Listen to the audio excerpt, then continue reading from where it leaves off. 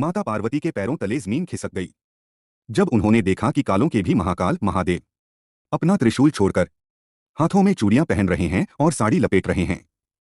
पार्वती जी घबराकर बोली, स्वामी, ये क्या अनर्थ है?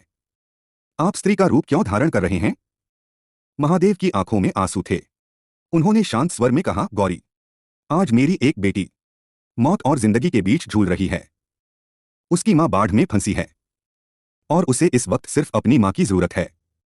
ये कहानी है रत्नावती की, जो गर्भवती थी और उसका समय बहुत करीब था।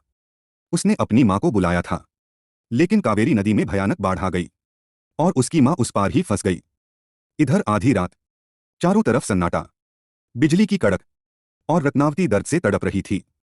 घर में कोई नहीं था और वो बस एक ही नाम पुकार रही थी, हे महादेव, मेरी रक्षा करो। तभी कैलाश पर महादेव का आसन डोल उठा और अगले ही पल महादेव ने स्वयं उसकी मां का रूप धारण कर लिया। अचानक रत्नावती के घर का दरवाजा धीरे से खुला और सामने उसकी मां खड़ी थी। उस मां ने उसे सहारा दिया, उसका सिर अपनी गोद में रखा और एक कुशल दाई की तरह उसके बच्चे को जन्म दिलाया। पूरी रात महादेव एक मां बनकर अपनी बेटी की सेवा करते रहे। उसे संभाला, उसे सुलाया।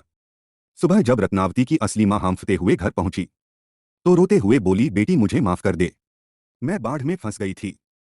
रत्नावती हैरान थी। उसने कहा, अगर आप अभी आई हो तो रात भर जो मेरे साथ थी वो कौन थी? कमरे में देखा तो वहां कोई नहीं था, बस मोगरे के फूलों की खुशबू और दीवार पर महादेव की एक धुंधली परछाई।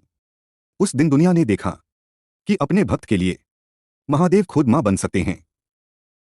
आज भी जब कोई गर्भवती महिला इस मंदिर में आती है तो वो महादेव को चूड़ियां और साड़ी अर्पित करती है और प्रार्थना करती है, हे महादेव, जैसे आपने रत्नावती की रक्षा की वैसे ही मेरी भी करना।